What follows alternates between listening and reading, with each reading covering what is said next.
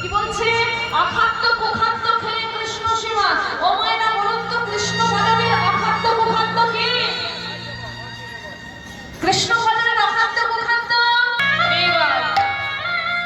আমার মায়েরা মনে মনে ভাবছে খুঁজে খুঁজে আর কীর্তনিয়া বাংলায় বাবা এবার নিজেও খাবে না, আমাদেরকে খেতেও দেবে না। ও মা, যারা মাছ খায়, যারা মাংস খায়, ওই মাছ মাংস খাবার আগে ছবিটার দিকে ভালো করে তাকিয়ে দেখবেন। কোন ছবি গো? মৎস্যের ভেতর হতে বেরিয়ে এলেন যশোদানন্দন শ্রীকৃষ্ণ।